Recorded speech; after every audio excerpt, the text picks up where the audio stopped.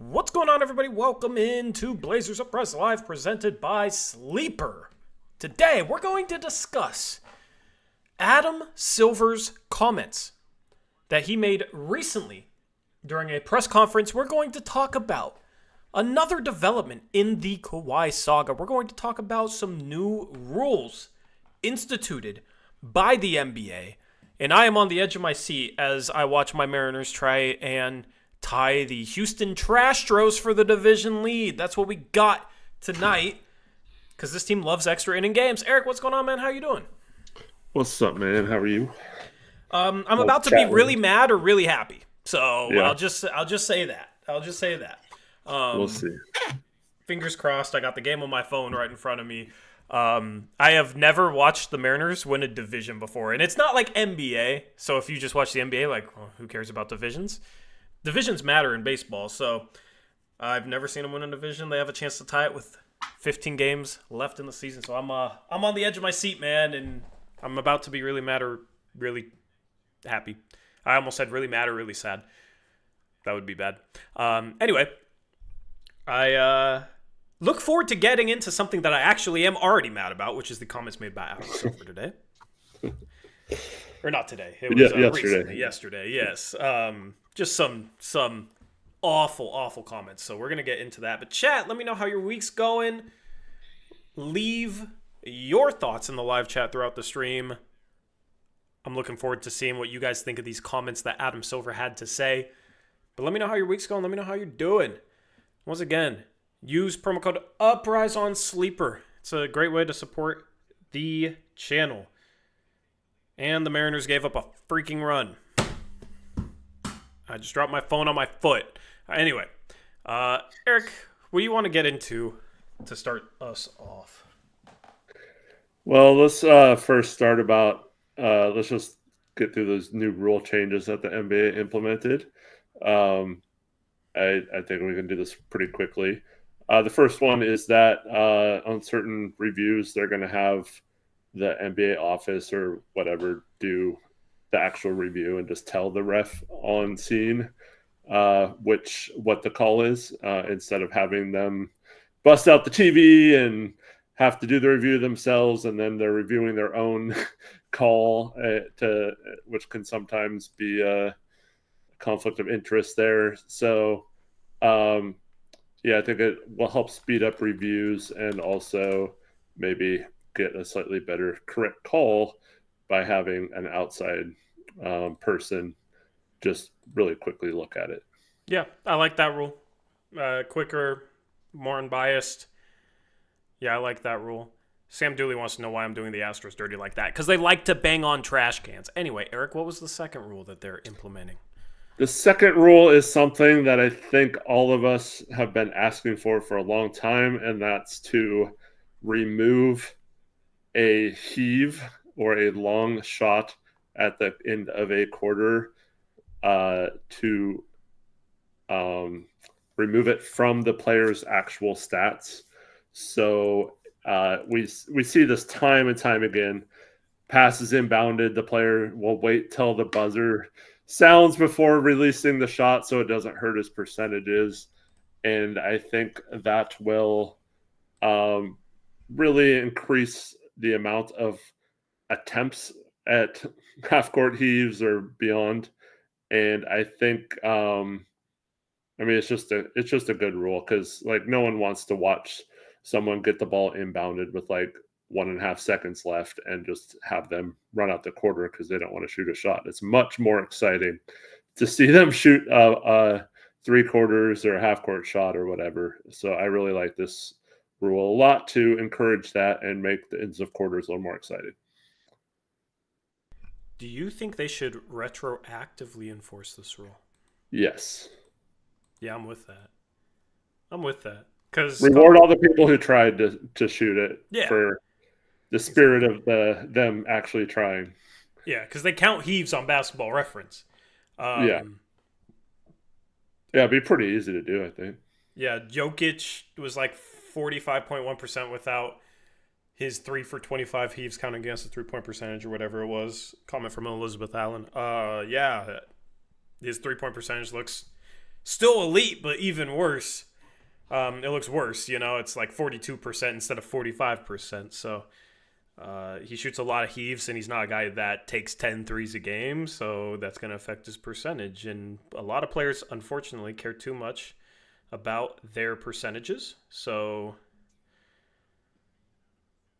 now, hopefully, we get heaves. Now a player is going to get absolutely roasted if they have that bad habit of trying to protect their field goal percentage, because it doesn't even affect their field goal percentage. I'm looking forward to the first person to do that because they forgot that they can actually shoot a heave. Well, Daniel says Kevin Durant said he still won't shoot him. I mean, that's just the dumbest thing I've ever heard. Yeah, why? That's just stupid. Scared to miss? Like, I don't understand. If you miss, who cares? Yeah, exactly. Anyway, it's going to count as a team field goal percentage. And it's dumb, Tori. You spoke about people maybe not knowing the rule yet or whatever, or bad habits. This happens all the time at the end of games where players don't want to be the last to touch the ball at the end of when they're running down the shot clock because they don't want the turnover. It doesn't count as an individual turnover, a 24-second violation. It counts as a team turnover, so it doesn't even count for them yet. You see that all the time where people are like, don't want to be the last person to hold the ball because they think it's going to give them a turnover. We're talking about players not wanting to shoot the ball. I just watched a pitcher not want to field the ball. I don't even know how to explain what I just watched, but that's funny. I'm going to be triggered. Anyway. Elizabeth Allen says, wasn't it Wesley Matthews for Portland not shooting the last 2 weeks so he could get his bonus one year? I believe that was Mo Harkless one of his years. He had a bonus in his contract, and he just did not shoot a three the last couple games. I'm pretty sure it was Mo Harkless. Maybe it was West too, but that's why I don't like incentives, because what if he's like above it with 2 weeks left and it's stop shooting for 2 weeks, like you're kind of putting your own money over the team's success. It's always interesting how incentives could come into play.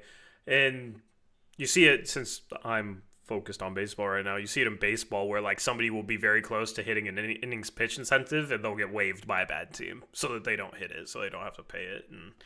Or shut down, yeah. Yeah, so anyway, those were the rule changes. I like both of them.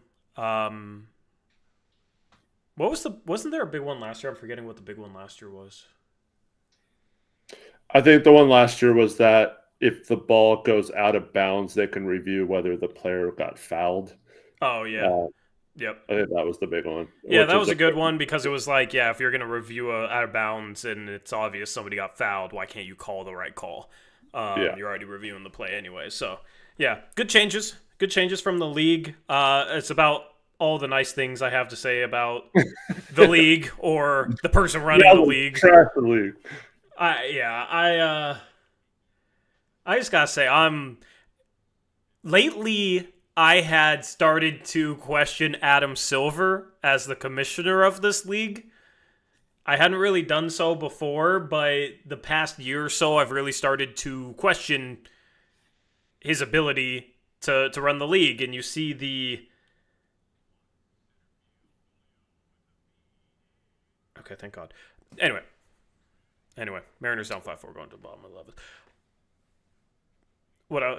I completely lost my train of thought. That scared me. It was a deep fly ball. Anyway, I need to start a Mariners channel. I need to actually do a Mariners channel. I really started to question Adam Silver. All right, that's what I was talking about. I really started to question Adam Silver and his ability to run the league. You look at some of the ratings and the way that they've dwindled and just kind of like the sentiment on social media about the league.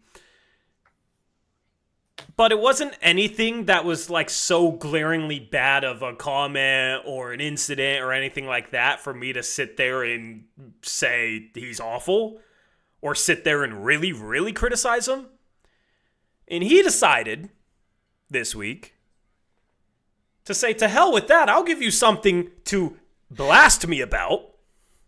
And he said what, in my opinion, of course I'm, not paying attention to what David Stern said in 1993 or whatever, but since I started paying attention to NBA basketball, he had, in my opinion, the worst quote I've ever heard from the commissioner of this league. And it is at the point that I'm all the way out on him after this comment because I think this comment is absolutely ridiculous. And I'm going to get into why. But first, let me share the comment that has me very ticked off at him right now. So he gave a press conference, which he normally does after a board of governors meeting that they have every year to like decide rule changes, all this stuff. He was asked about the cost of all the descriptions to watch games under the NBA's new media rights deal. Of course, those games are on Prime Video, NBC/Peacock, and ESPN. And Adam Silver had this to say. There's a huge amount of our content that people can essentially consume for free. And this is very much a highlights-based sport. So Instagram, TikTok, Twitter, you name it, any service, there's an enormous amount of content out there. YouTube is another example that is advertising-based that consumers can consume. Now, on the surface, this comment might seem like it makes sense, but there is multiple reasons why I have an issue with this comment, and I'm going to explain them all. But maybe you can start with one, Eric. Just your thoughts on this comment and your thoughts on what he had to say here. Well, to tying it back to the heaves, right? You don't have to watch the game, just watch for the highlights of the heave later, right? It's, man, the first thing I thought of was, dude, this guy is so out of touch with the fans. Like, I realize on the surface, a lot of people do consume it that way, and it is a highlight, or it can be a highlight league, but you're basically saying that for a large portion of your audience that it shouldn't matter if you watch the games or not. Like, just watch what happens, a few cool clips from it. Like, that's, I don't understand why you would reduce your entire league to being all right with just watching highlights from the game instead of actually consuming the game. And I know these contracts are like guaranteed from these places they got them from, these TV deals, but it's almost like you're also saying you don't have to watch them on these platforms either. It's so stupid. Like, and it just, I don't know. It just screams like, I don't know, like you don't care about your product or the fans or whatever. And I don't understand why the commissioner would say that. He said a lot of things other than that in his answer about how it really seemed like the Root Sports. Remember that BS when they're like, well, we're on so many more TVs, but that was including like Alaska and Idaho and crap like that, you know, but they're like, being on broadcast TV means you can get it on all these channels and blah, blah, blah. And so that may be technically correct, but just say that. Like, just say, hey, we feel like, you know, there's a lot of different platforms and some of them might be a little bit more costly than previously, but we did also increase the amount of games that are on broadcast TV through NBC and other things as well. So we feel like you're still getting more content on easier platforms. And then if you want more games, you can have them as well if you want to subscribe for more games. I felt like that would have been a much better answer than, well, you don't need to watch the games because it's a highlight league, and you know, just watch highlights on YouTube if you don't want to watch them or can't watch them. Like, it's just so dumb. Yeah. So there's three like main reasons that this is just a really bad comment. And you kind of went into it, but he's asked about like fans not being able to see NBA games, and basically his response is like, "That's fine, don't watch them." That's fine. Only watch highlights. Like, basically doesn't care about the key consumer watching games, just based on this response. Now, you could have sat here and said, well, there is more freely available content, right? NBC, ABC. Last year it was just ABC, so it could easily happen out there with the new TV deal. Right? Like, just an awful answer in that regard. But also just saying it's very much a highlights-based sport. You're diminishing the... Nice. Sorry. You're diminishing the value. You're diminishing the value of watching the game itself. And I hate that because that's kind of been what they're trying to fight against during the regular season. That's why they came up with the in-season tournament. That's why they have the play-in so that more teams can be playing for something at the end of the season. They have tried to make the regular season feel more important. This is something that they're consistently battling. And for the commissioner to come out and say, basically, oh, it's a highlights-based sport. You don't need to watch regular season games. It doesn't matter if you're priced out. It just literally goes directly against what they're trying to fight right now, which I think is ridiculous. I think it's absolutely ridiculous. The third thing is you just signed this new TV deal, and now you're basically saying to fans, like, oh, it's okay if you don't watch our new partners, our new broadcast partners. What does that say to your broadcast partners? Yeah, you just paid us a ton of money to broadcast our full games, and then we're just going to turn around and say, yeah, but we're a highlights-based sport. How do their broadcast partners feel about that? It's just a dumb all-around comment, and if that's truly how he feels, I mean, this is the guy that was like, maybe we should try 10-minute quarters instead of 12 so that we can get games in faster because people with short attention space. He's trying to cater to this Gen Z casual that doesn't actually want to watch basketball. I'll tell you how that went for, it's different, but I've been a big NASCAR fan. NASCAR, its popularity has fallen off a cliff because of the type of fan they try and cater to. Guess what? The casual Gen Z fan isn't going to become a diehard fan that spends money that's like really entrenched in your product just because you cater to them with highlights on TikTok and YouTube. That's always going to be there. So I don't know why you are going down this route where you're a diehard fan that shows up to games, that watches games. It's starting to make me feel like he doesn't really care. That's not a route you ever want to go down with a sports league or a product. And this is the route that they've been trying not to go down. So to make this comment is just completely absurd. It's tone deaf. It's ridiculous. Yeah. All right, I'll be back in a second, but give your thoughts. Yeah, so my thing is, because there are a ton, or maybe not a ton, but there are a good amount of really good highlight creators, really good like X's and O's people on Twitter and YouTube and stuff like that. And the NBA is constantly messing with their ability to play videos, show highlights, break down film, and have access to film. And then you say it's like highlight driven and stuff. Like, if it is, let those people have an outlet, right? Let those people, or like even us, like let us show highlights on our show and do stuff like that. Like open up highlights for everyone to watch if that's your angle. But no, you're going to limit who can watch, like who can put highlights out there and things like that as well.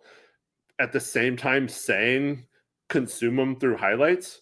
Well, then don't limit what people have access to with your videos and what they can post and things like that. Yep, it's ridiculous. As Elizabeth Allen says, there's no one that copyrights strikes faster on copyrights than the NBA. Like they are, but like, they leave it up because it's free advertising as a highlights-based sport. Yeah. My phone died. I'm triggered. Nice going. Bases loaded, 2 outs, tie game, bottom of the 11th. with my guy up to bat. Anyway, brutal. Wait, it's a tie game? Yeah, they tied it back up. I was Nice. muted. I was hyped. I guess I'll go check ESPN. Oh, yep, they got out. All right, we're going to the 12th inning. I'm going to be... What's going to end first, the stream or this game? I don't know. Start at 6:40. 6:40. You jinxed it by saying it was going to go 13. We had 13 last night. I can't take another 13. So they were up 4-0, man, in the second inning with, like, runners on second and third. And it's like, oh, man, we're finally going to tie for the division lead. I literally have never seen this team ever win a division. I've never seen this team score a run at home. They get 3 home games at least, or 2 home games if they don't lose them both. So it means a lot to me, man. It would be special. So I'm all bought in on the Mariners again. The Etsy Witch since the Etsy Witch, they're like 5-0. Yeah, 5-0. So I don't know. Maybe we'll have to consider some things for the Blazers this year. Although I don't think the Blazers are cursed. The Mariners are actually cursed. I don't know if the Blazers are cursed like the Mariners are cursed. But regardless, leave your thoughts on these comments. Are we making too much out of these comments? Are we being a little too harsh on Adam Silver? Or are our critiques justified? You can let us know. But it is a legitimate problem that they have to work through. You look at how many people get amped up for NFL regular season games, and listen, there's less of them, so they're going to be more important, and the NFL is king. But everything, every game, every single thing in the NFL is a big deal. They would never come out and say, oh, you can't watch our games? Oh, well, we're a highlight-based sport. That's the last thing Roger Goodell would come out and say. He would never have that sentiment. The NFL, it's like if you're even a casual fan, like you should be watching on Sundays. Sundays are for NFL football in America. And of course, NBA is not going to like dominate a day like that, so I get that the format's different, but that's the differences. And you look at the difference, I mean, we can get into a whole spiel, I'm not going to, but with the way those two leagues are covered for the most part, the way the NBA is covered, I think, is absolutely atrocious, and it's just a major problem for the league. And just to see the commissioner just basically accept that and go with that is complete trash, in my opinion. Complete trash. Yeah, I mean, you can lean into the highlight thing a little bit. Like, just say, a lot of fans do, watch our content via social media and highlights. Like, there's nothing wrong with saying that. But to say it in the context of that question where, what do you say to concerns about people who want to consume your product but are going to have to pay a lot of money to get all these different services? Just answer that by basically telling them to go watch highlights instead.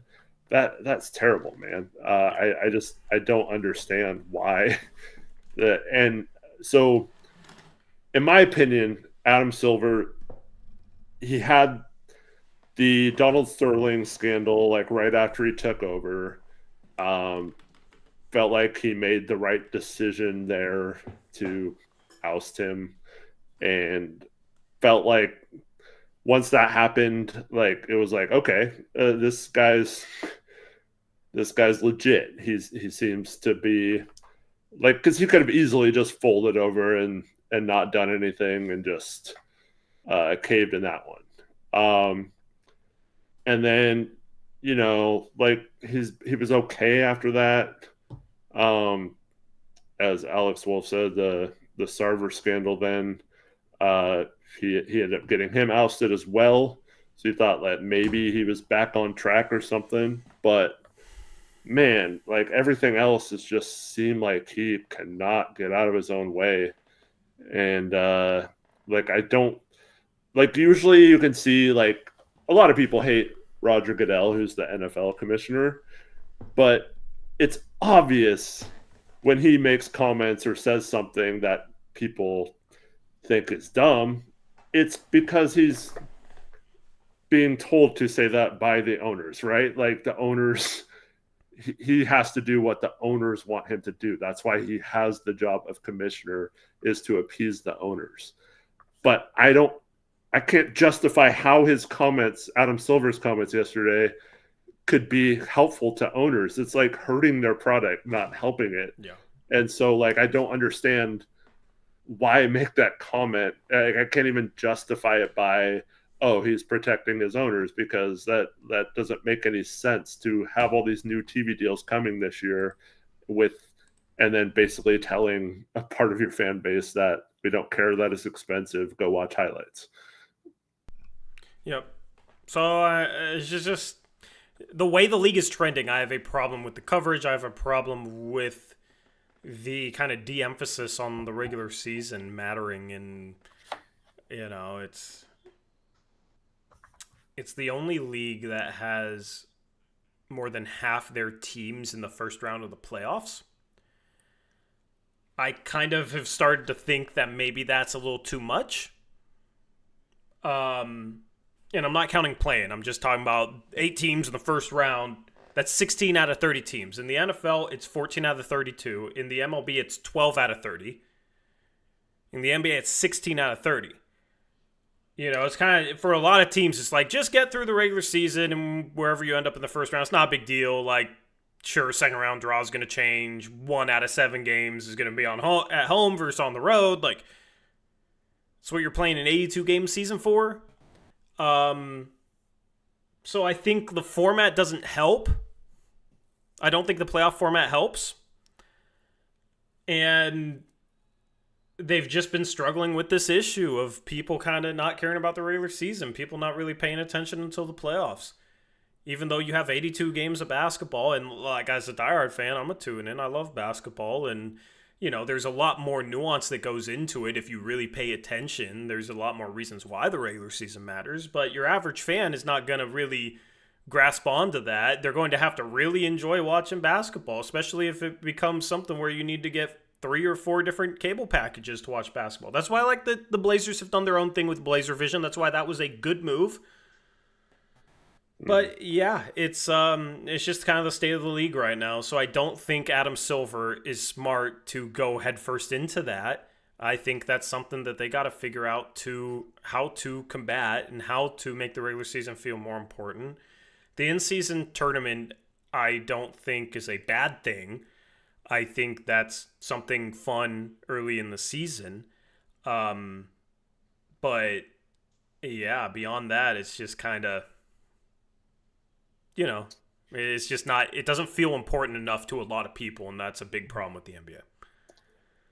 Well, we talked about this when it came to the Suns, when Ishbia announced that they would be broadcasting all their games for free, and he even sent people free antennas and stuff like that. I know the Blazers did a little bit of that as well, in some limited things where you could get an antenna if you signed up for something. But we talked about that being like, people often focus on the bottom line, and obviously in these TV deals, the NBA just went for the highest bidder, right? Without considering what the platform was necessarily, or how accessible it was, and things like that. And that's fine. Like, that's going to be what most businesses choose. But the short-sightedness of that is, okay, so you get these TV deals. Those don't last forever. Those are like a set amount of time. So what happens eventually?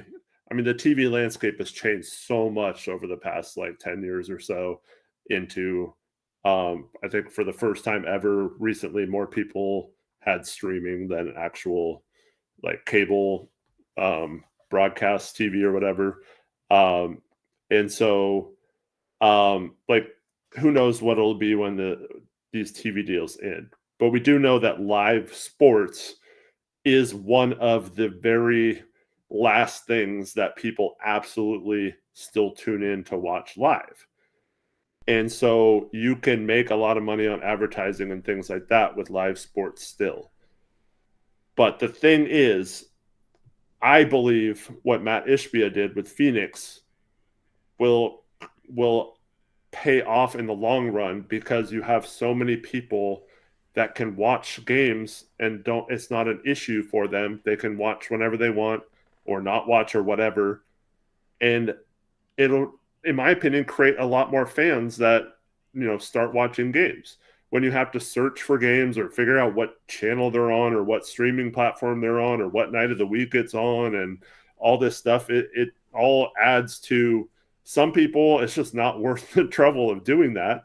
And then if you're saying that your product isn't worth watching either, like just watch highlights later, that's not a good look either. So I think what I just wish more people would think in terms of getting consumers to watch and enjoy their product versus simply what's the best possible amount of money we can get for putting games on and not considering those other things. Yep. Yep, because it's funny how when you do the first thing, the second thing will come later. When you put the second thing first, it's a different equation. And the NBA is experiencing that, I think, right now. I mean, listen, they got a great new media rights deal. The salary cap keeps going up. But I don't know. For the long-term health of the sport, you want a generation that wants to watch full games if you want a better broadcast deal next time. You don't want people that just want to watch the highlights on YouTube. So that's kind of the issue, I think, long-term. I've seen this happen, it's a completely different thing, but I've literally seen this happen with NASCAR. And NASCAR has other issues. I mean, Michael Jordan is literally suing NASCAR right now. So, but they abandoned their core fan. And listen, I'm not against the changes that they made because I like them, but a lot of the core fan base has fallen off due in part to some of the changes they made with like playoff system and that sort of thing. So you got to be in touch with your core fan base. That's important. And you gotta find a way to make games feel more important. Like fans can't miss them. You also have to be in touch with the reality of what's going on, especially in the U.S. right now, with people having tough time paying for groceries and gas and things like that. It's been that way for a while now, and it hasn't gotten any better, no matter who's in charge or what side you're on. And so, like, to make those comments just seems so, as Eric Olson puts it, it's tone deaf, man. It's like you don't care that you either don't care that your audience watches the games or you don't care that they have to pay all this money. And it's, people like us who are diehards will have the different platforms to watch it, but we're not the audience that matters in terms of long-term growth, because the diehard fans will always be there. You have to get the casual fans and you have to get the younger fans that you have to get them. And, younger people might still find a way. I know they just shut down Stream East apparently a few days ago. Apparently it was back. I don't know what's going on with that because I don't use it, but yeah, I'm not LeBron. Yeah. All right, LeBron can't afford it. Did you wink there? Anyways, but yeah, I mean, most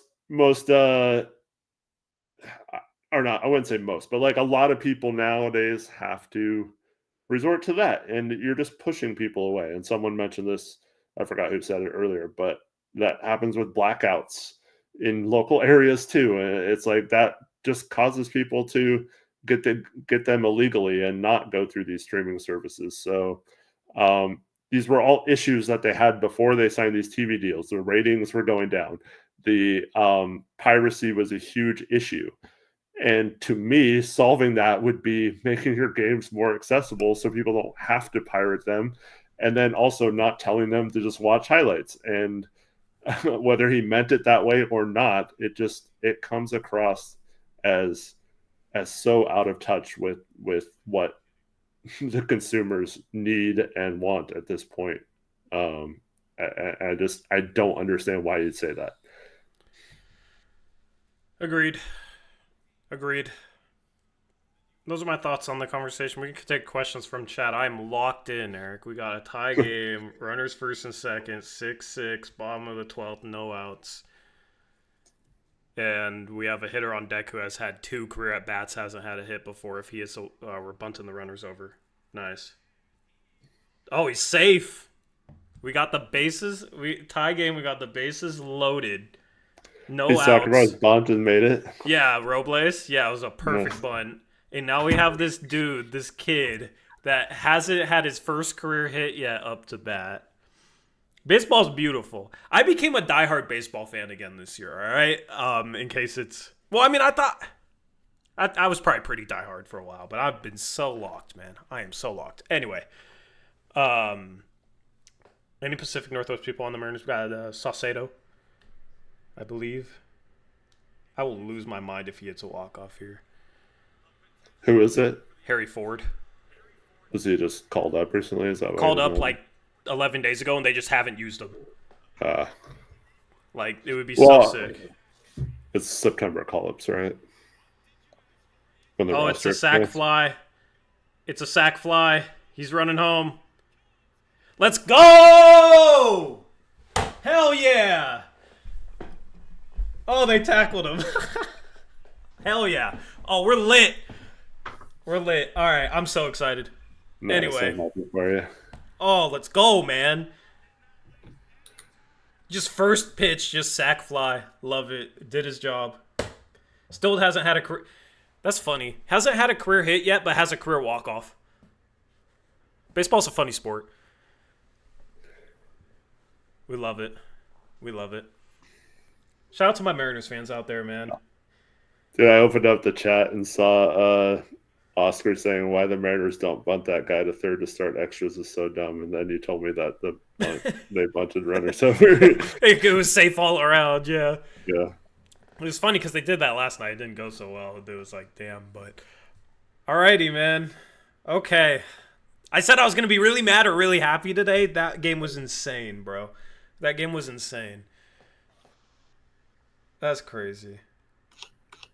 Yeah, I've been on this roller coaster with this team for years, but like this season, especially the last month and a half. But it's been a lot of fun to have a team in a playoff race because the Niners, of course, didn't make the playoffs last year. Yeah, the Blazers, hopefully they'll make one. But yeah, we're tied with the Trash Stros. Screw the Trash Stros. Anyway, so why aren't y'all Seahawks fans? My dad was a Niner fan. I learned football watching the Niners. So we didn't really watch baseball. So I became a fan of Seattle because it was the closest team.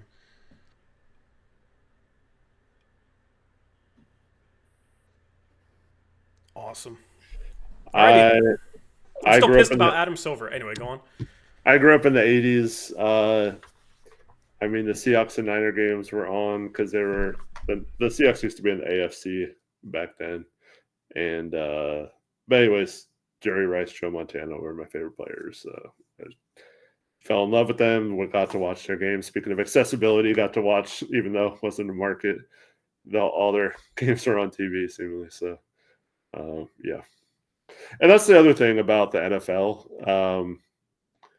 I always said this. There's like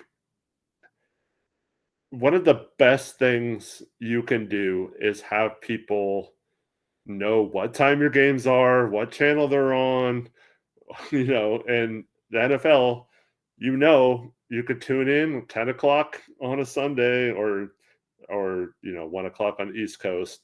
And there's going to be several NFL games. And then the 1 o'clock window, there's several more. And then there's a night game, there's a Monday night game, and a Thursday night game. Like, every week there's going to be one. You know what time it is. You know what channel it is for the most part now. I guess Thursday night sometimes is a little difficult to know what it is, what platform it's on. And there are a few games, like the Friday night game was on YouTube last week, the opener for Kansas City. So they do some stuff. But for the most part in the NFL, you're guaranteed, if you tune in on Sunday at some point to one of two channels, you're going to see at least one game. So, I mean, you're guaranteed that during the season every week to tune into one of those channels and see a game. And I just, it's okay for the NBA to change channels and change platforms and things like that from TNT to other things. That's fine. Just don't act like the accessibility, if it became more expensive to watch games, is not a big deal, like I feel like Adam Silver said. Yep. Anyway, yeah, it's I don't know. My mind is all over the place. Yeah. It's like I just watched Uprise and then Ryan Repair hit back-to-back buzzer beaters to win games. Like, yeah, for real. Anyway, let's talk about the scandal, because we love scandals, right? We love a good NBA scandal. We love drama. All right? Kawhi Leonard.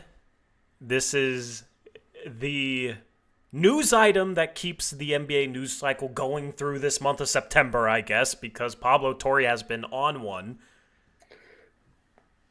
Yes. He's been on one. And he uncovered more information that implicates the Los Angeles Clippers as being truly guilty of trying to circumvent the cap. So, essentially,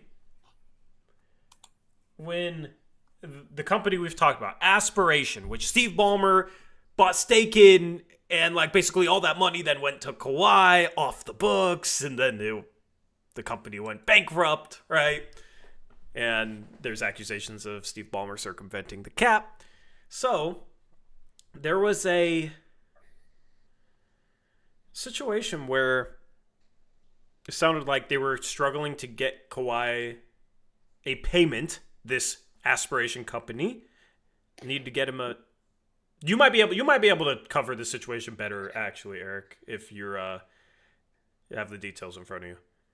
Well, I've been very focused on what Pablo's been saying. So, you got it. I watched his whole clip on it, but I trust you to do this. Basically, what happened was the company was having some major issues. Yep.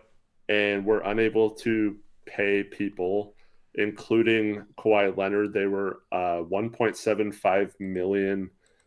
They had a payment due to him that was late. And I guess his uncle was calling, demanding the payment and all that stuff, but they didn't have any money. This company was, at this point, like, it was being discovered that it was a fraudulent company. Everyone was starting to figure it out. There were no new investors coming in, like you could claim before that Ballmer got frauded out of this money. Like, this was at a point where this was a sinking ship, and no one would rightfully just throw more money into the sinking ship. However, there was a nearly $2 million, 1.99999 with 59 cents, or just really weird. There was an investment into the company of nearly $2 million by a shell company, in essence, that was owned by not Steve Ballmer, but his right-hand man, his roommate from Harvard, I think it was. And this is the only other person that owns any stake in the Clippers. He owns 1% of the Clippers. He's like the vice president of the Clippers. And Steve Ballmer owns the other 99%. So it turns out this company is from that guy. So that guy basically paid Aspiration almost $2 million. And then mysteriously, 9 days later, despite all these other things happening, the company going under, not paying off several things. Oh, wow, they magically have $1.75 million to give to Kawhi to make his payment. And that same day, the 9th day after this payment, is when they notified employees that 20% of them would be laid off, and that that was basically the beginning of the end for that company.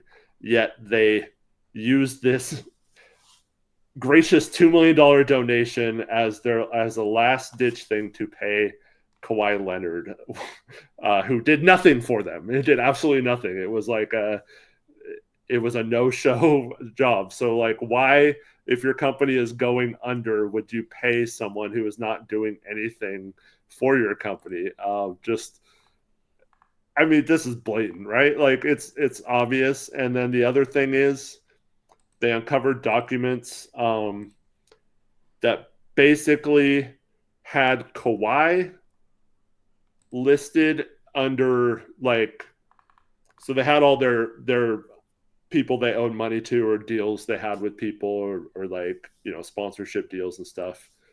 And Kawhi's was listed as whether to get paid or not, or whether to keep him as a sponsor, was listed as critical, whereas no one else was listed as critical. So why is this company that's going under, like, why would they be so concerned about paying Kawhi this money? And it was the only money they got in this span, and it just happened to be almost the same amount as going like, it's just, this is way too obvious. And you cannot say anymore that, oh, Ballmer was just stupid or whatever, or like he got frauded or whatever. Like, it's obvious. And it ties back into another thing Adam Silver said, which was also kind of upset me. And that's, oh, well, due process, and the NBA has to prove without a doubt, you know, that Kawhi and the Clippers did something wrong before we can. No, you don't. It's not a court of law. You can come down as hard as you want on Steve Ballmer for circumstantial evidence. And I do not get it, man. Like, I mean, I understand you have to let the investigation play out or whatever, but it does seem like there are a lot of NBA people that are trying to minimize this, and I just don't understand that. They are guilty. Yep. They're good. It was already enough for me to be very convinced that this comes out, dude. So Adam Silver said the burden is on them to prove this stuff. If the NBA is not able to punish the Clippers for this, that will just be another bad mark on Adam Silver's resume as NBA commissioner. He has to figure out how to make this stick and properly punish the parties that conducted this. He has to properly punish them. It's a very, very bad thing if teams can get away with circumventing the cap. All of a sudden, your rules that literally govern the league and player contracts and roster building don't matter if teams are able to circumvent them.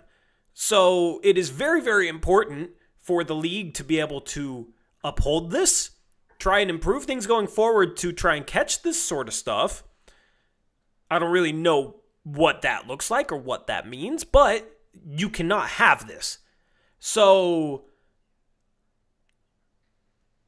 Adam Silver has pressure on him to figure this out and come to the correct resolution. I am sure there's other owners that are absolutely pissed about this. And they're going to turn up the heat on him as well. Yeah, if he doesn't handle this correctly, I think that'll be the end of him after his comments yesterday. And I think, I don't know, he seemed very on edge in that press conference. I feel like if he doesn't handle this right, that's the end. And we've seen it now with all these gambling scandals in the NBA. It came out, I don't know if that was today or yesterday, but that the NBA is still investigating Malik Beasley separate from the FBI case or whatever. And so he's not been cleared yet by the NBA of any wrongdoing. So, we have the Jonte Porter stuff. We have Terry Rozier being, and it just, all these things call into question the integrity of the league. And so if you allow, I mean, anyone who looks at this, it can say pretty much, like, you have to be so naive to just think, oh, well, this could have just all been coincidence, right? Like there's too many coincidences in this to be simply, oh, they got hoodwinked by this company just like Kawhi did or whatever. But if they just allow this, because that was the other thing. He was like, well, we can't just listen to the court of public opinion on this. Like, we have to do what we can prove and all this stuff. And it's like, I felt like he was calling a lot of the audience dumb. Like, it's like, we're not dumb. Like, Pablo Torre exposed this whole thing. And as someone in chat says, he's handed this case to them on a silver platter. Like, he has done that guy put in the work, and it's not just like some random accusation. He has all these people, all these sources from within the company that backed him up, which all told him that they were told Kawhi needs to get taken care of, and this is for purposes of circumventing the cap. Why would they say that? Like, why would they just make that up? It makes no sense. And then this guy did his homework and keeps bringing these documents, like all this proof. Like, how much more do you need? Like, I think you can debate. Like, I think B Skrill is saying that he doesn't think circumventing the cap is that bad. But if you don't punish when it's found out, and it may be a case where every team does it, like, yes, maybe that's true. And maybe they're worried about other things coming out. But I don't know. I don't think that's an excuse for not punishing someone because you think other people are doing it. If you got caught doing it, you should pay for getting caught. And Pablo Torre has caught Steve Ballmer and the Clippers in wrongdoing, and they deserve to pay for it, in my opinion. I don't understand how we're downplaying how bad that is. The league has very specific rules in place within the collective bargaining agreement, salary cap rules in place that uphold the integrity of the league when it comes to building a competitive roster. If you can circumvent those rules, and if you try and circumvent those rules and it's treated as no big deal, that is not good for the competitive balance of the league, and that defeats the purpose of why all these rules were put into place. I don't understand how that's not that bad. Also, it's like you're basically saying, oh, this dude's rich, let's just let him do whatever he wants. And that's like, you can't just let someone break the rules if you have rules in place. What's the point of even having rules then? And like I just said, the integrity of the league's already in question. So if you don't at least punish him, even if you had let's just say they had no proof other than what Pablo Torre has said to this point. Let's say nothing else. There's no like definitive proof. You still, in my opinion, have to punish him for even like putting the integrity of the league in doubt and getting people against him. The NFL talks about this, like protecting the shield or whatever.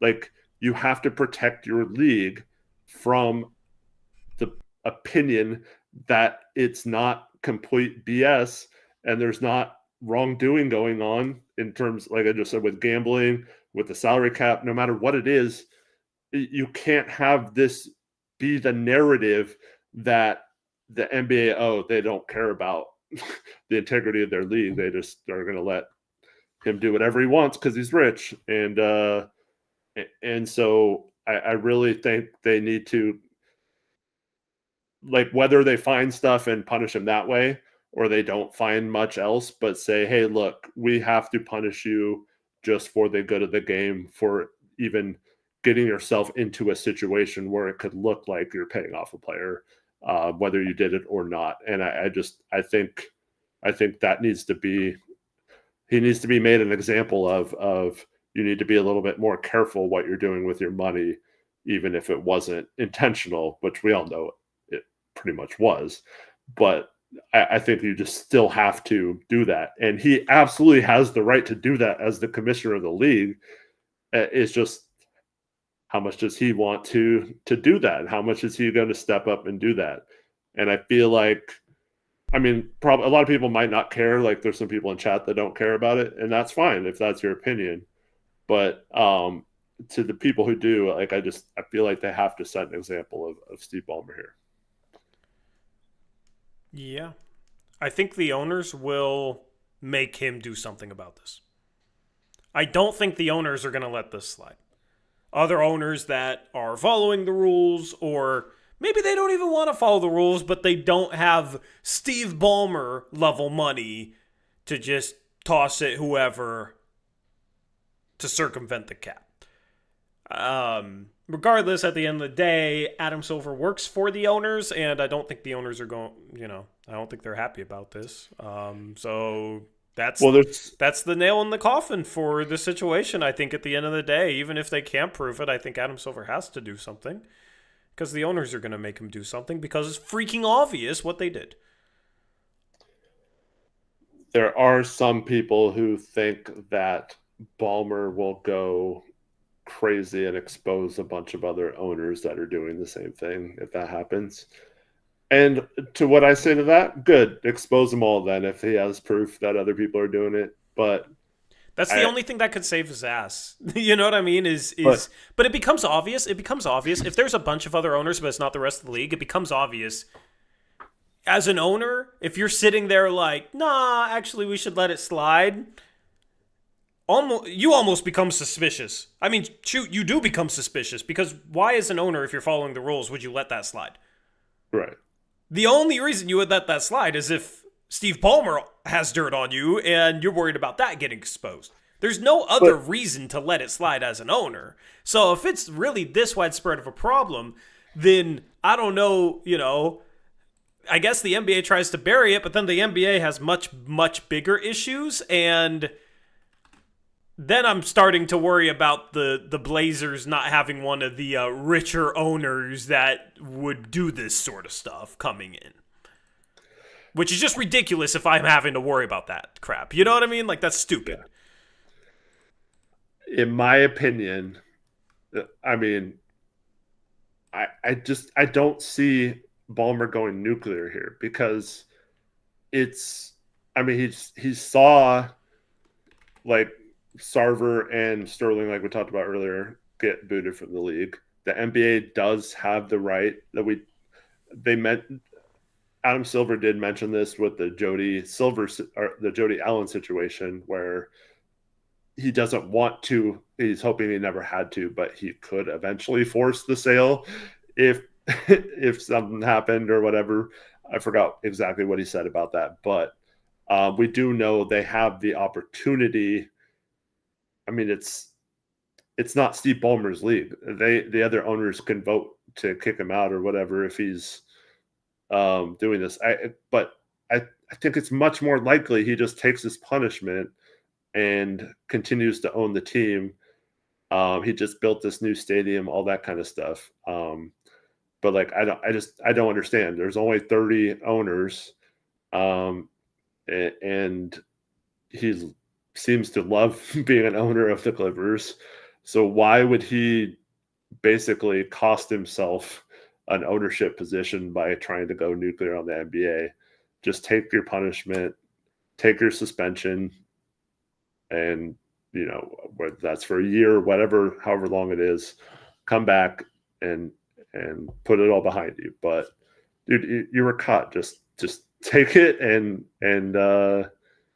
move on. But like, I don't understand what's in it for him if he does that, because it also ruins himself, I think.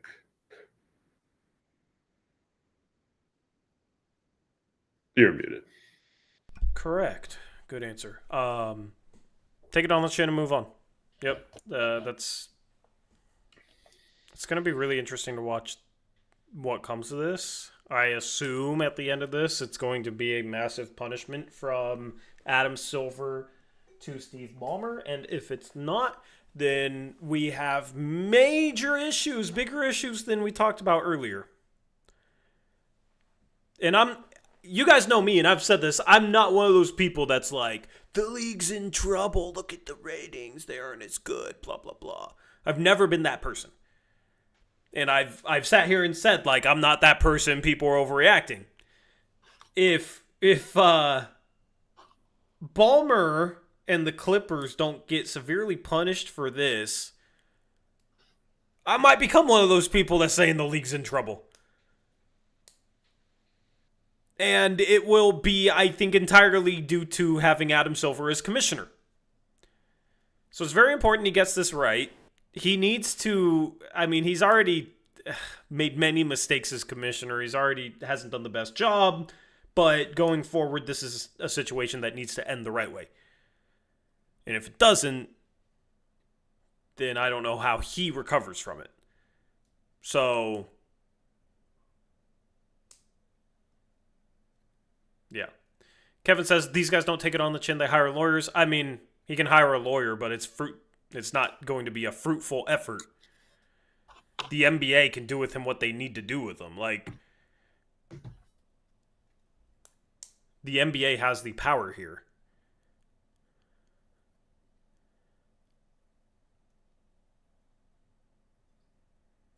So yeah, Ballmer might fight this. He's been fighting this. He might never admit to this. They don't need him to. The NBA could find him $1 billion and it won't matter to that dude. Yeah. Yeah. Oh, I wish I was a billionaire. Anyway. That'd be cool. Should have won Powerball last week, Tori. I know, I should have. I don't know. Maybe one day. Anyway. Those are our thoughts. We'll answer questions. If you guys we'll do a little Q&A to end the stream. But first, I want to give a shout out to Sleeper, all right? So I showed you guys a parlay that I was doing on Monday for Thursday Night Football, and I forgot to place it. It lost. Freaking McLaurin didn't do anything.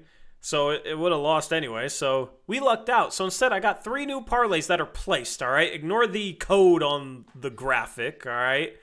Ignore the code on the graphic. Eric, I want you to grade my parlays.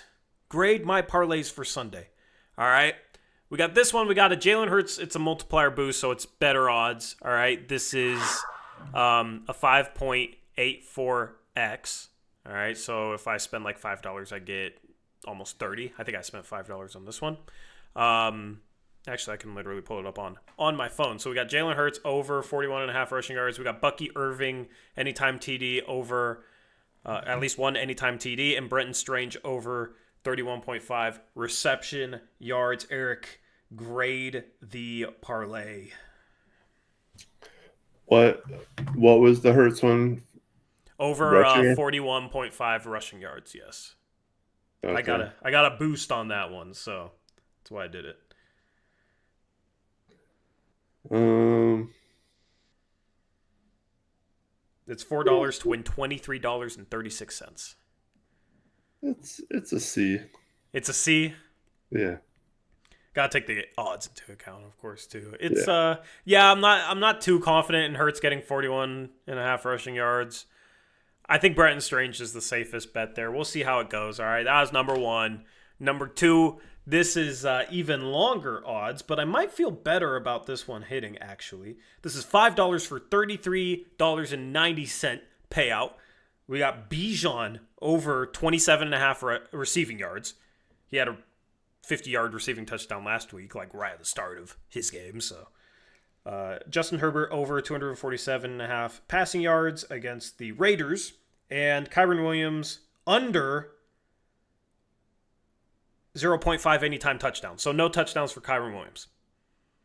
It's $5 to win $33.90. Do you like this parlay better? Nah, Kyron Williams is going to go off for you. You just lost that one. Oh, yeah. I like the first two, though. You like the first one better? No, I like the first two parts yeah. of this parlay. That was one of those where like the odds boosted it. Like, I always go the over on things. And I went over on like Jamar Chase receiving yards on a parlay last Sunday, and it was awful for me. So aren't the Rams playing someone crap? Or they're playing the Titans, right? They're playing the Titans. Yeah, so they're gonna. So it's gonna be Matt Stafford 4 passing touchdowns. They're gonna get up big in Kyron's. Yeah, and then Blake Corum's gonna get rushing touchdowns in garbage time. So that's what I'm banking on. We'll see. My third one, we got a 4-part parlay. This is $7 to win $79.62. So this is a big one. I got this 25% boosted. We got Travis Etienne, wrong Etienne, brother, over 58.5 rushing yards. We got CeeDee Lamb over 76.5 receiving yards against the Giants. We got AJ Brown under 65.5 receiving yards. I know that's your fantasy guy, but after week one, I don't know. And that's at KC, so tough defense. And then Derrick Henry over 94.5 rushing yards against the Cleveland Browns, $7 to win $79.62. What's your grade on this one? I really like, once again, the first two. After Jacksonville traded Bigsby after Etienne had that huge game last week, I think he's going to get a bulk of the carries. I think CeeDee Lamb had those drops last week. I think he has a big game as well. Yeah, against the Giants, too. That's the one I liked. Yep. Derrick Henry's tough. Browns actually have a pretty solid defense, but Derrick Henry's a monster against anyone. So I like playing that no matter what the situation is. But much like, because Kyren Williams is my guy, too, in fantasy in our league. So that's why I was against that in this bet. But you bet against another one of my guys. So the second straight parlay that you have gone against one of my fantasy players, so screw you. You lost this one because AJ Brown's going to go off. Well, since you're dissing my parlay, if your fantasy players play like the fantasy player of yours that played tonight, then I'm in good shape. Yeah, second straight week I got 1 point. However, looks like Eckler's going to be out for the year. Yeah. Yeah. I think he'll be fine, but yeah, that was a rough one. That was a rough one tonight for you. Well, they got the game flow did not help for Redskins rushing the ball. They got down early. Chat, so I was scared about Kenneth Walker and Charbonnet having a split backfield. I had Kenneth Walker in the lead up to the game, so I was talking to somebody about trading him Kenneth Walker for Chuba Hubbard, and then I saw like the first quarter of the game. I was like, this is going to be a committee. Traded him for Chuba Hubbard like mid-game, like after the first quarter. I was just like, I'm not going to deal with that. I traded him to a guy that has Charbonnet, so at least he has like one of the two running backs, so it makes sense. And we were discussing it all week, but I was like, I'm not dealing with this. So I got Chuba Hubbard. I was not going to deal with that potential committee backfield in Seattle. I don't know if this is like a legit rumor or not, but I did see somewhere today where they're talking about Ken Walker possibly being traded. If he gets traded to a situation where he goes off, I'm gonna be a little sad. But I think Yeah. value wise, he's pretty close to Chuba Hubbard if he wasn't in a committee. So I'm fine playing the safe route. He's my third running back in a 2-flex league, so I'm cool playing it safe there. But yeah, so those are my parlays. I have a lot of fun with Sleeper, man. I love Sleeper. I love that they're sponsoring the channel. Super excited to do stuff this season. Can't wait till we do basketball, like the basketball version of this. Eric can bring me stuff. I can grade it. I can bring Eric stuff. We can make it a segment and just have fun with Sleeper. And if you want to have fun with Sleeper, use code Uprise to support the channel, and you'll get a 100% match up to $100 over there on Sleeper Fantasy. There's a sign-up link in the description box below. Use that code. Support the channel. Have some fun with the NFL. The NBA is right around the corner. We have less than a month until the preseason starts, so you can get in on that action. And maybe you are better than me at making parlays. We can see. On Monday, we'll see how these went. Shout out to Sleeper for sponsoring the channel.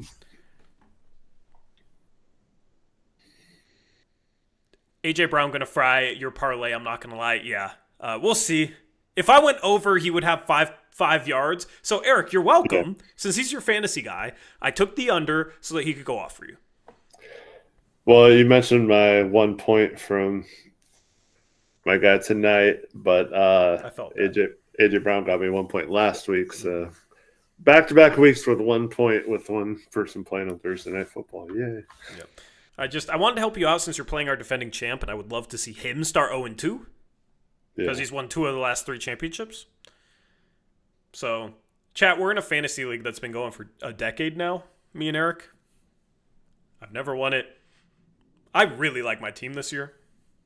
I really like the position I'm in this year. I think this is my year. And I think this might be the Mariners' year. Knock on wood. This is not a wood desk. The walls are wood. All right, knock on wood.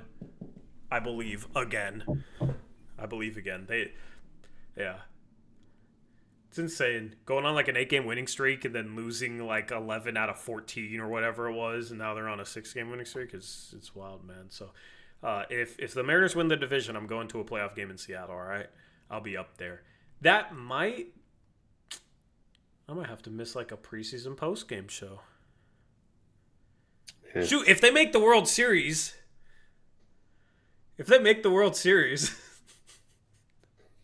I might miss some.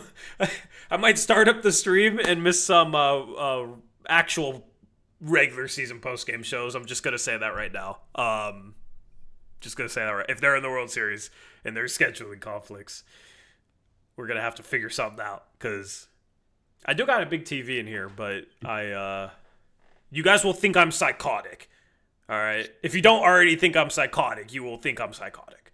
I was going to say, will think that you're psychotic. Yeah. Well, what's the next stage after being psychotic? What's the level after that? I think you're just gone at that point. Let me ask ChatGPT.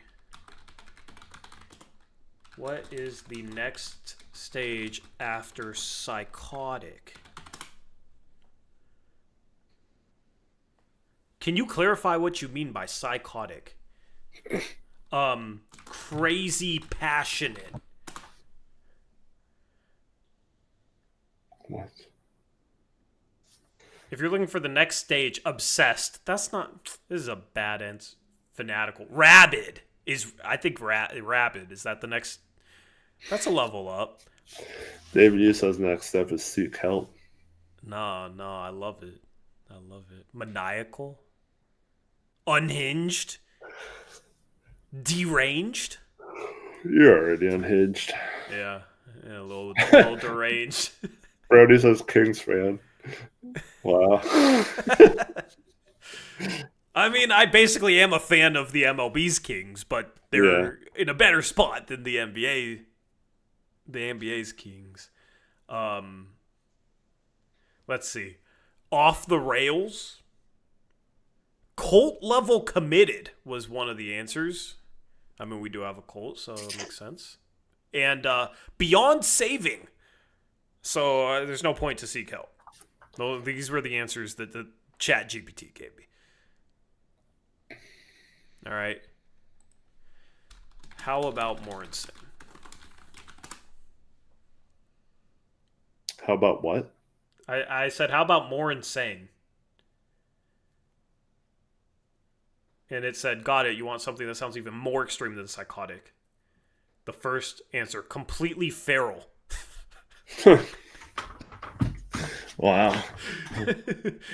Instead of unhinged, it gave me absolutely unhinged. Nuclear straight. This is a good one. Straight jacket worthy. Yeah, that's you. Yeah. Apocalyptic mode. Chaos incarnate. If somebody just tuned in just for this segment, they are probably very confused. Peak. Oh, you'll love this one. Peak Delulu.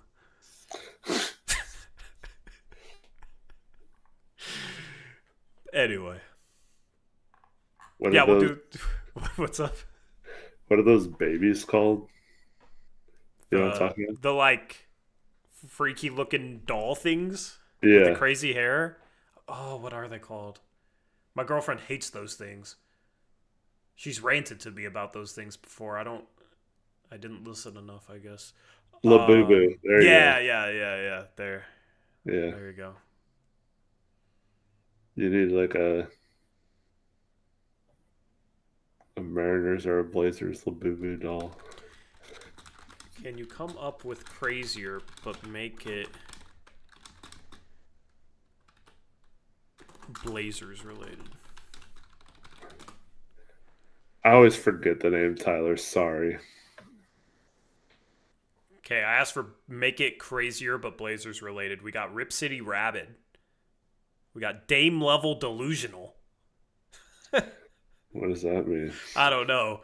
Chauncey's clipboard shattered.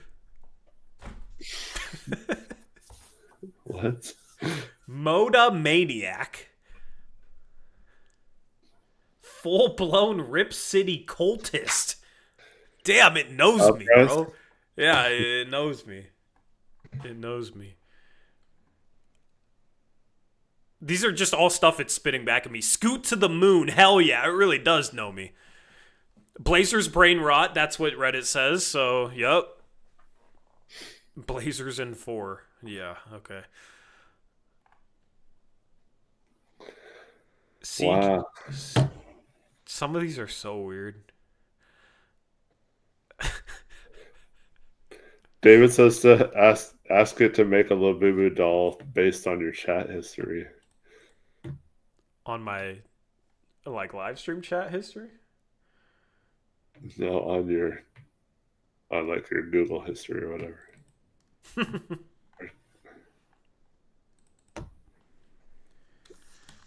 Make me a how do you spell it? Labubu? Make me a Labubu based on those idiots from Blazers Uprise. Based on those idiots from Labubu. Lebubu. Is that how you spell it? It's L-A. Labubu. Yeah. Make me a Labubu based on those idiots from Blazers Uprise. Just to be clear, when you say Labubu, do you mean the collectible Labubu character figure? Yes. What else would we talk about, dumbass? Don't insult the robot. When they take over, they're coming for your ass. Have you ever heard of another thing called Labubu? Like, what else would we possibly be referring to? Yeah, the robots are coming for your ass. I heard that. Yeah. The AIs. When I request prompts from ChatGPT, I make sure to say please and thank you. Okay. Yeah.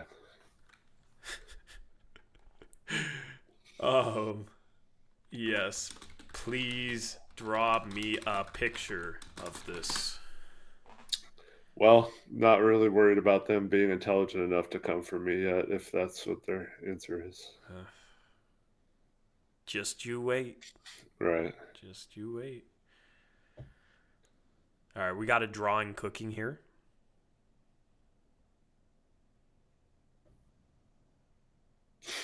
Brody. As a Blazers fan, can you rank Ayton versus... the other centers in the league. What are his pros and cons? I can't rank them. I'm trying to get credentialed this season. All right, I gotta be nice. I see half this picture already. What the hell is this? Are you on dial-up? Why do you only have half of it? Because it's AI generating. It's not instant. All right, are y'all ready for this picture? I don't know if you guys are ready for this picture. All right, I'll pop it up on the screen. All right. Let's see here. Put the kids to bed. It's Blazers Uprise After Dark.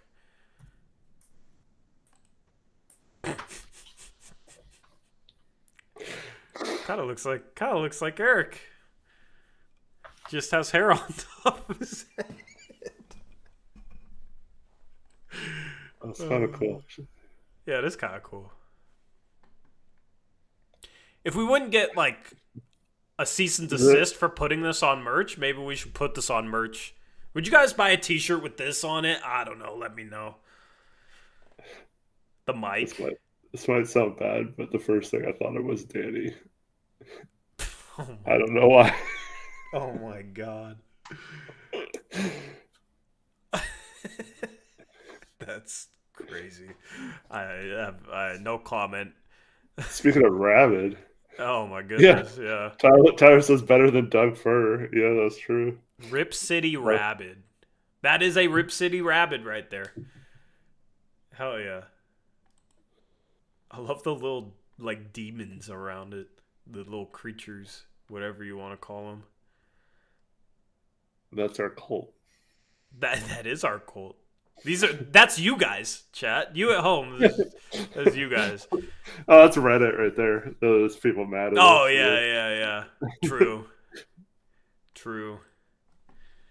Add Reddit monsters to the picture. Look at that idiot talking about his college days again. Oh man. All right, I asked it to add Reddit monsters. I don't know what a Reddit monster is supposed to look like, but we're going to find out.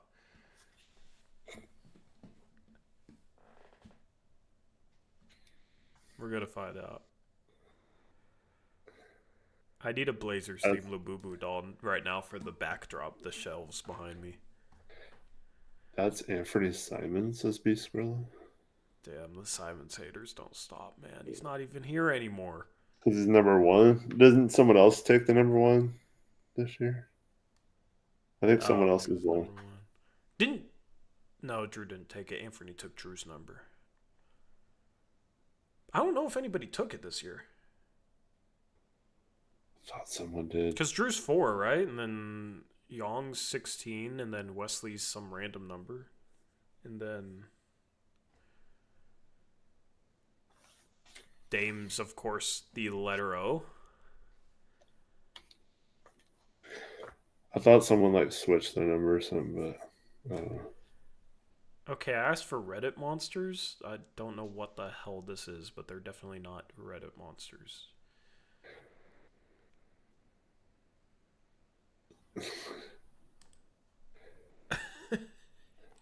RWNW3 says that's Dame grabbing the mic after the shot, saying "Riff City." True. Look at these Reddit monsters, chat. Yeah, well, I get it now. They got the little Reddit logo. But they look happy. They're too happy. Yeah. They're way too happy. They're happy. This guy got even more insane looking, and our chat looks worse. I don't know. The angry demon looking things need to be happier because there are live chat. The Reddit monsters need to be mad and angry. Yeah. As Brody points out, they killed one of them. Where's the third one? I know. Where'd the third hairy thing go? We lost one of you guys. Damn. Damn, we lost a Who viewer. was it? Mubsy? Yeah, it was probably No, Mubsy. not Well, Mubsy. no, Mubsy would be a leaf. Mubsy would be a leaf A because leaf? he's Canadian. So Uh, so I already put in a new prompt. All right, but maybe we'll add a leaf for Mubsy. Mubsy, if you're not a leaf, what are you?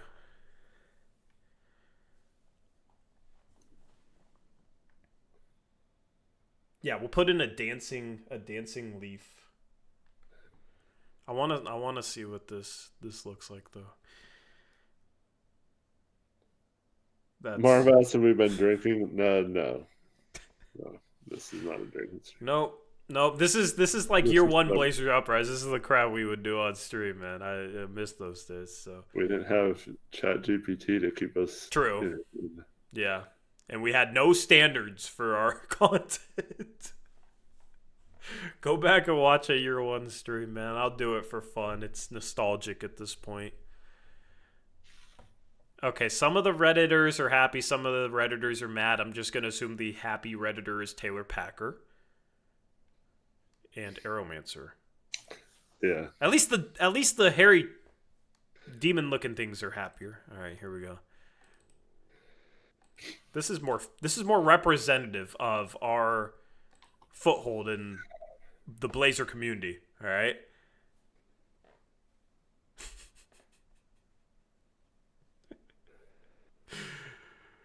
Oh Yeah. man. Now those two on the bottom look more like Yep. our echo chamber. Yeah. Yep. Why? Who wants to claim those creatures in the bottom left and right? First Why? dibs. Why did two of them turn red? One of them's frowning and one of them's happy. I don't know. That's our undercover Redditors on the left. And that's our hater Redditors on the right. Yeah. And then that's our chat. The two guys on the bottom. That's our chat. And then that's me in the middle with the mic. Love it. Love it.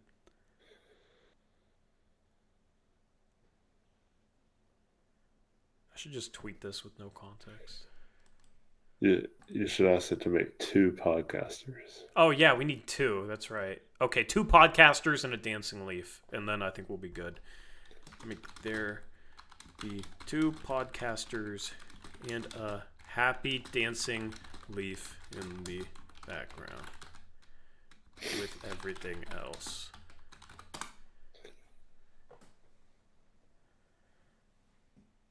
Yeah, this is the one. This is the one.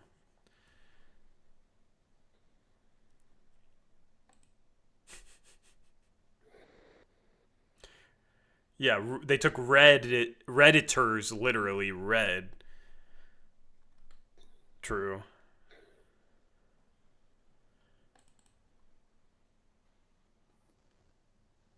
Maybe I should put this on a shirt. That would be funny. That would just be fun to occasionally do. Just show up to stream with just a random, like, symbolic shirt. Yeah. Made off just random chat GPT prompts. That'd be funny. I should do that. New thumbnail for the Discord? Yeah, there you go. Is it? Could you get copyright claim against you for like giving away shirts? I don't know. Well, I think you first will tend to get a cease and desist. Yeah. But I will not cease nor desist.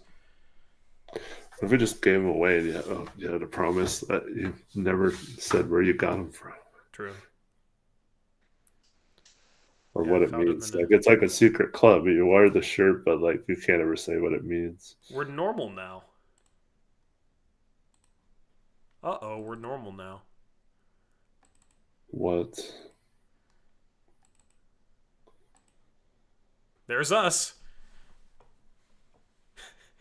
What? I like the dancing leaf. That's Mufsy. There's two leaves. Wait, our chat is now just hands like. Yeah, I don't know where our chat went. Is that like symbolic for like they'll stand behind everything we say? That's what I'm taking it as.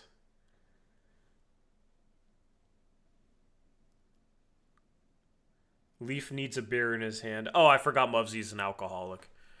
They're drowning, man. Chat's drowning.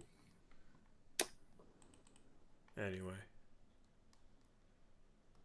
Maybe Yeah, we what? should maybe we should do maybe we should do a segment occasionally throughout the year where we will show the best AI submissions for our channel and review them. That would be a lot of fun actually. Hold on. We At had least it. What's up? I would say at least the Redditors are both angry this time. True. As people pointing out in chat, why does Mubsy only have one leg? Um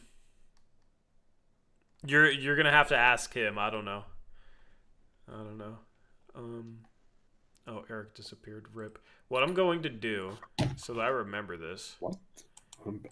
No, I just put the Discord full screen. All right. Oh. Let's go to our post-game shows. Let's go to our post-game schedule in the Discord. Blazers schedule. The first non-event night is on Tuesday, November 18th. That's the first NBC game. 8 p.m. tip-off. That is now going to be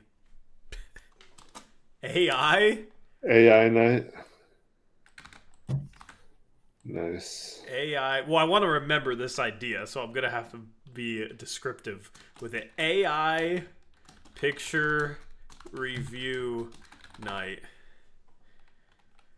Basically, just use AI, come up with whatever you want, and it's our job to figure out the the prompt. Just try to make it like Blazer related or channel related. That'd be fun. We're gonna do that. Awesome. Just came up with a new event night. Maybe we'll do it more than once. That's why you gotta tune in to every postgame show. You never know what you're gonna get. Alright? We're gonna do that on Tuesday. November 18th. Love it. I'm so ready for the season.